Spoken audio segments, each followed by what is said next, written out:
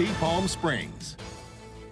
Good evening. Thank you for joining us. I'm Olivia Sandusky. I'm Mark Messer. We'll get to the latest on the Rosa Fire in just a moment. But first tonight, crews are on the scene of a house fire that broke out in Indio. We have some live images for you from Avenue 48 right now. You can see CAL FIRE firefighters are still on scene, but thankfully the good news is the fire has been contained at this point.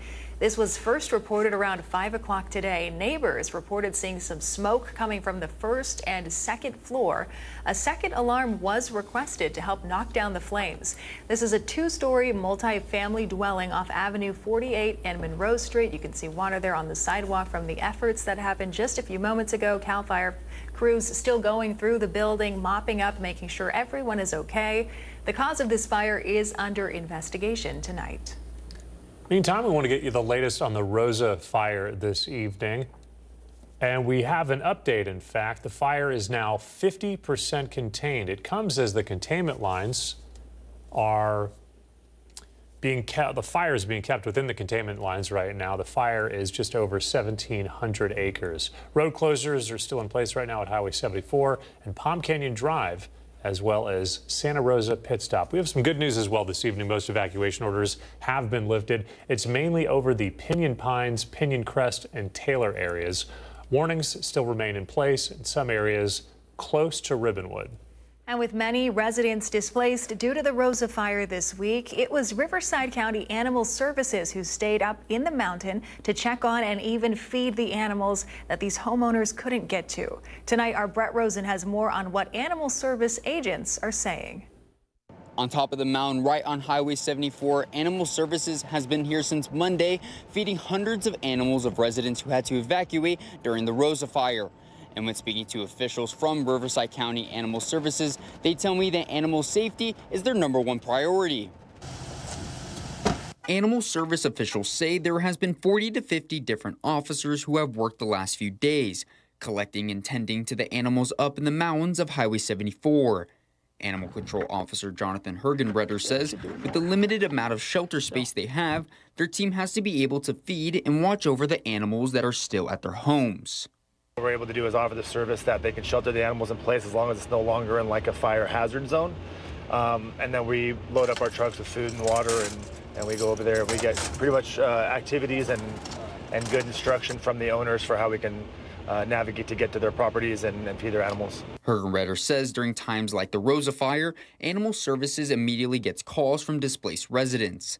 One of those phone calls was from Caroline Granger, a 25-year resident of Pinyon Pines, who says she was at the bottom of the mountain the day the fire broke out. I had her, I had my horse, I have my daughter's dogs here and mine, and I thought, how am I ever going to get home to feed them? Granger says they were able to get most of her animals to the closest shelter, except one of her dogs and her mule named Marilyn. Only thing that brought her peace was that Animal Services said they would be able to watch out for her beloved pets. Animal Control said, don't worry, we're going to come by every day, we're going to come by and water, we're going to come by and feed, and it's basically got me through a huge amount of worry. Granger says in the summer heat, water is the most important thing for her pets.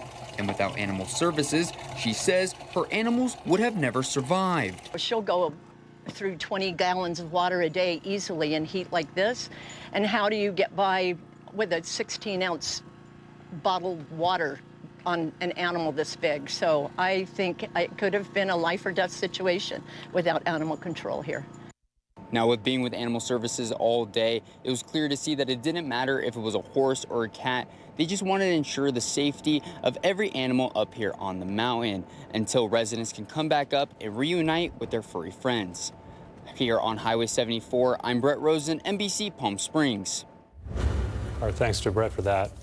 Greater Palm Springs Pride Organization announced a sponsorship shortfall of $325,000 today.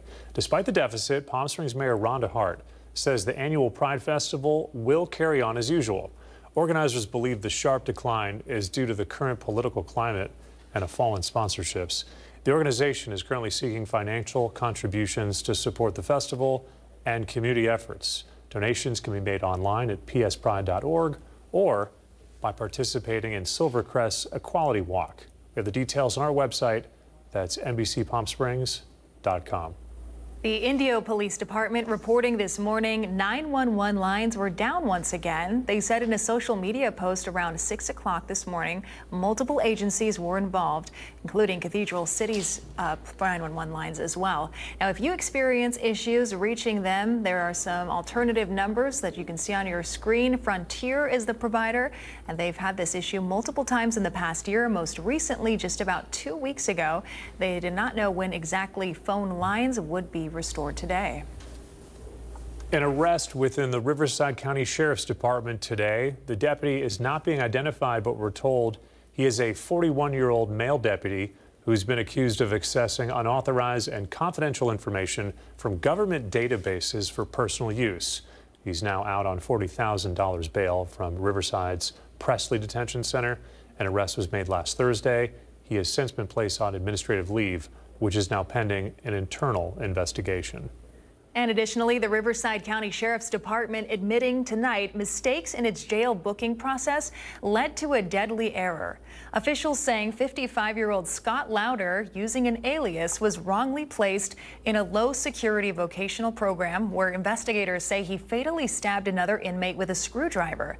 A civil grand jury found staff failed to flag Lauder's violent history, so he had access to that tool. In a letter, the Undersheriff Don Sharp, calling this a single error and isolated incident, rejected some of the jury's recommendations. However, the grand jury identified several staff mistakes that they believe allowed that killing to happen. Let's change gears and take a live look outside from our Agua Caliente casino camera, because it's a hot one out there. But Chloe, thankfully, it's Friday.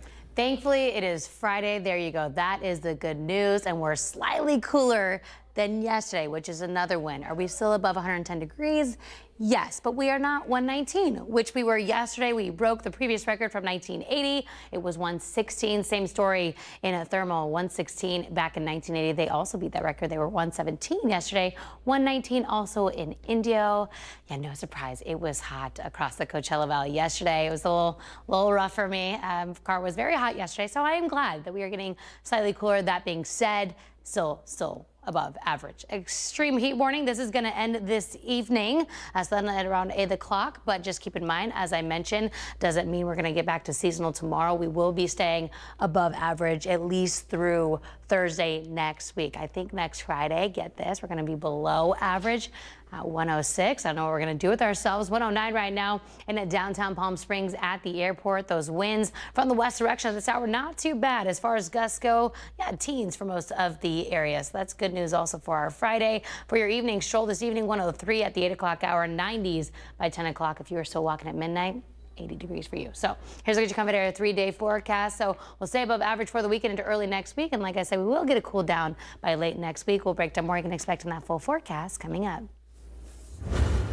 New at 6 o'clock tonight. In the valley here, authorities have noticed an increase in the number of car crashes.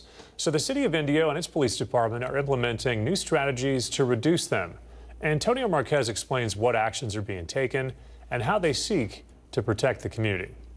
That's right, high speeds and distractions behind the wheel are the key elements to the rise in car accidents across the valley. In recent months, the valley has seen an increase in car accidents. And from July 8th to August 8th, Indio police responded to 181 traffic crashes, ranging from property damage to fatal. During this time frame, we've had one fatal traffic collision, which involved an off-roading incident. One thing that we're noticing is that we're also seeing congestion in the freeway. Most of the times it's contributed because of people getting into collisions, so that slows down traffic because people are looking at them, and it's affecting everyone overall. The factors that police have seen are two. One is speed, and that is why they suggest planning accordingly once you leave home. Leave a little early so that way you have enough time in your day to get to your destination. They need to watch their speedometers to make sure they're not going over the speed limit. The other being your cell phone. People need to actually put the phone away and concentrate on the steering wheel. Maybe turning down the radio and being aware of their surroundings. Sometimes we hear things before we actually see them, especially on the freeway, so we want to be mindful of that. But the city of Indio is already doing its part to help reduce these accidents. Is that we're looking at the backing of the signal lights and putting them in the color of yellow, so it becomes more visible for the public, so they can see, there is a light here. Maybe I need to be aware of the 3 lights that are going to come on. And remember, if you see a stoplight with yellow around it, it means that those are the spots where accidents tend to happen more often. Antonio Marquez, NBC Palm Springs. Our thanks to Antonio for that. Coming up next year on NBC Palm Springs, animals still being euthanized in Riverside County shelters, even with the public push to go no-kill. We'll have more on the issue right after the break. Also tonight, wildlife crossings may be headed around our area, very close to the Coachella Valley. We'll give you more information about a possible change. That's coming up next. And here's a look at your gold and silver prices heading into the weekend. Stay with us. Those headlines plus more right after the break.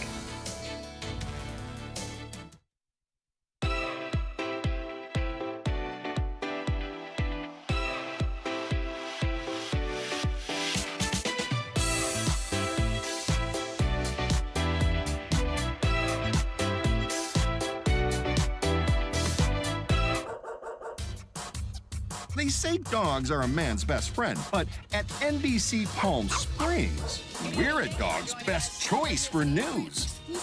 Apologies to our competitors, but even your dogs know who leads the pack in news.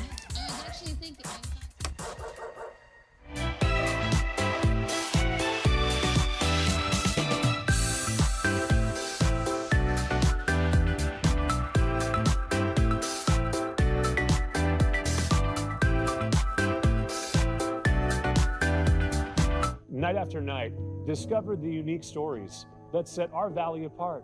Together, we're going to find inspiration and foster connections that strengthen the fabric of our community.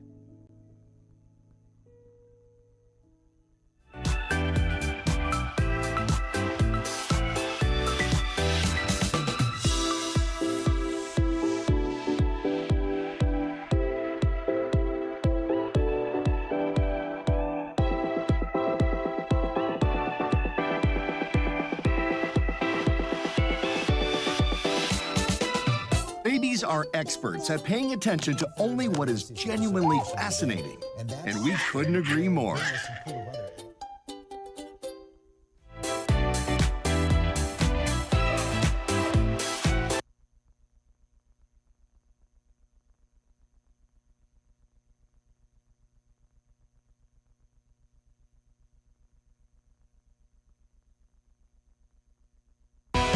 Committed to covering our community. You're watching NBC Palm Springs at 6.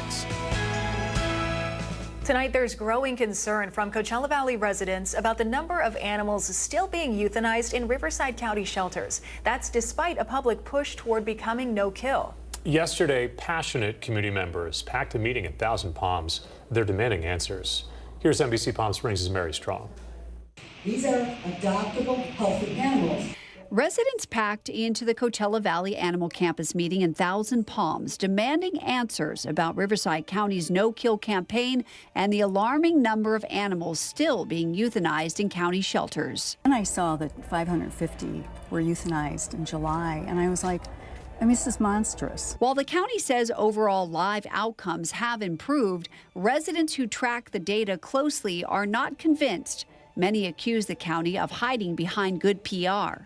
I think that they're doing a fantastic job with public relations and fluff and presentations, but nobody's talking about what actually happens there on a daily basis, because it's sad. Some believe the numbers being shared aren't accurate and are calling for full transparency. There are too many irregularities in the system for the numbers and statistics. This is we have asked about. It's in a lawsuit to get a forensic audit. It has been offered free of services. They may oversee it, and they refuse. Mary Martin, the director of Riverside County Animal Services, says most euthanized animals were either severely ill or euthanized at the request of their owners. But she admits, with overcrowding, the county is now also euthanizing for space. When they have to lay in their own urine or feces because there's no way to keep 5 large dogs clean, that is not humane care of animals. And we have to continue to make space calls to ensure that we are providing humane care. Despite the outcry, Martin says things are improving, especially for the animals considered most at risk.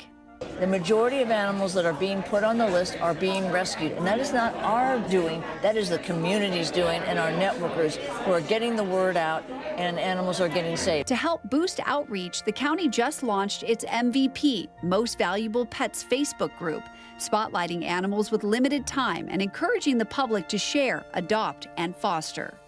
And there may be more help on the way. The county recently received over 500 applications to fill 38 new positions with animal services. Staffing officials say is crucial to reaching their no-kill goals. I'm Mary Strong for NBC Palm Springs. Our thanks to Mary Strong for that. 2 wildlife crossings could soon be headed our way. They're designed to prevent wild animal deaths on highways. It's an idea brought forward by the Mojave Desert Land Trust. Tiani Jadaling joins us live in studio. She spoke with those behind the project. Tiani. Mark, the project is still in its earliest phase, but is set to connect animals and wildlife between the Joshua Tree National Park, Sand to Snow National Monument, San Gorgonio Wilderness, and the San Bernardino National Forest. According to a study done by the Mojave Desert Land Trust, in 1 year alone, over 230 wildlife deaths were documented at 2 separate locations along a stretch of Highway 62. To try and lower that number and increase wildlife connectivity throughout the region, the nonprofit organization has proposed a plan for 2 wildlife crossings that would go over the highway.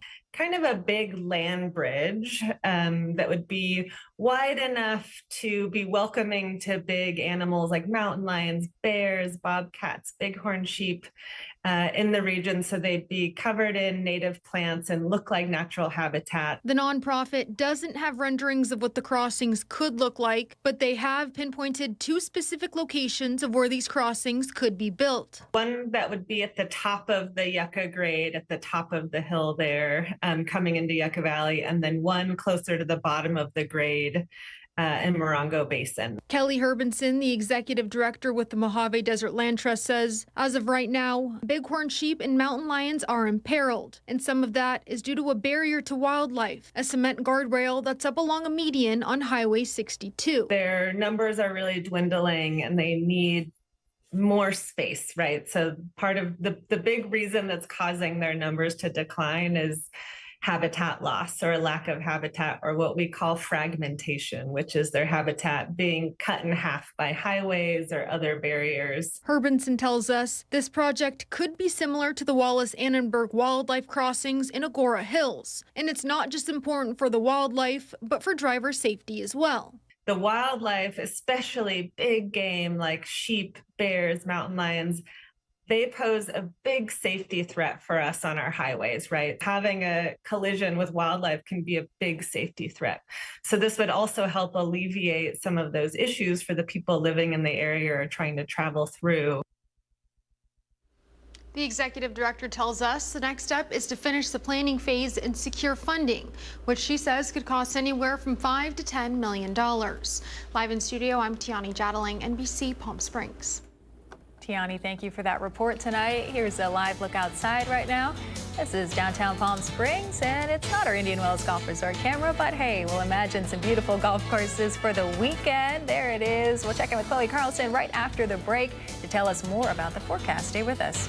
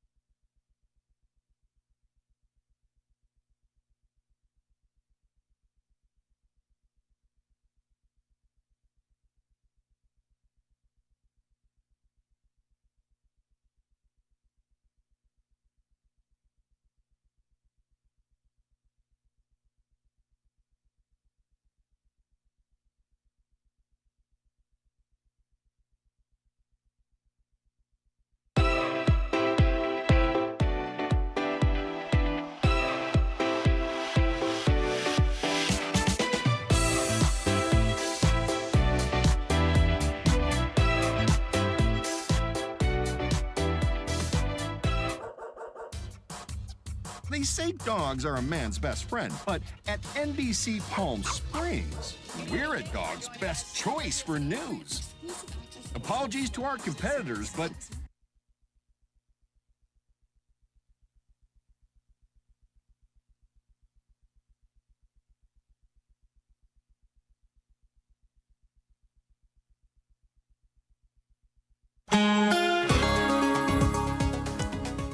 Well, happy Friday, everyone. Welcome back. Congratulations. You made it to Friday. The weekend is just hours away. We are almost there. And a great Friday at that. 110 for the high today, so just slightly above average. And I will take that after 119 yesterday. Although I will say, I was outside today, still very hot. But record-breaking number 121 back from 1928. We did not beat that.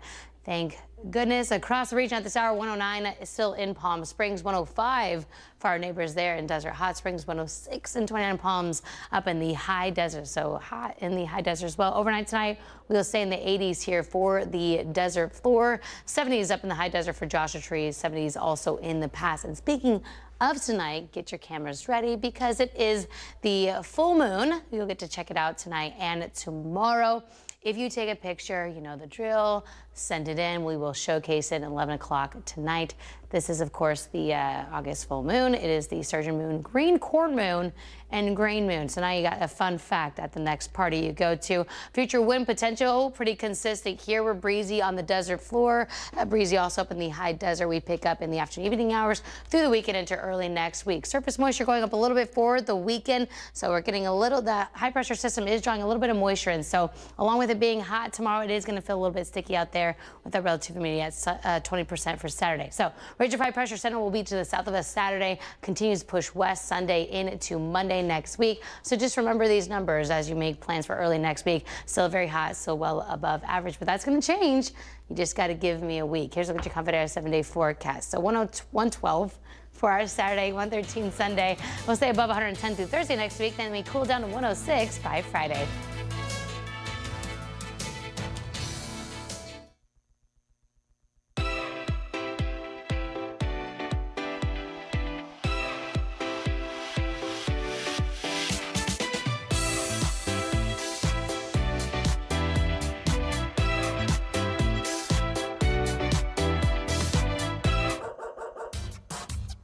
they say dogs are a man's best friend, but at NBC Palm Springs, we're a dog's best choice for news. Apologies to our competitors, but even your dogs know who leads the pack in news.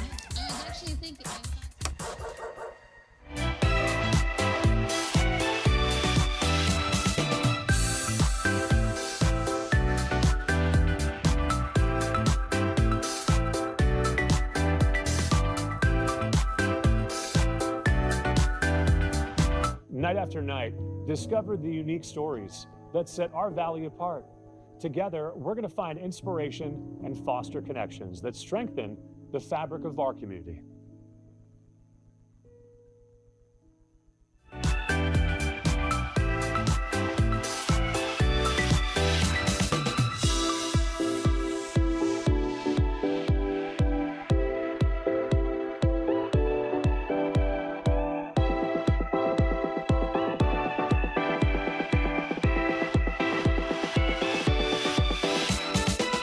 Babies are experts at paying attention to only what is genuinely fascinating, and we couldn't agree more.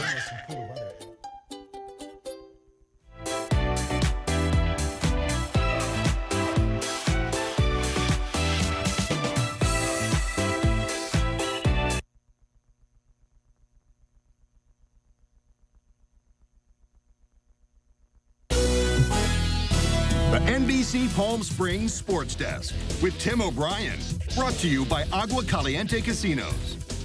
Well, welcome back. The soccer community here in the desert scored a major goal today.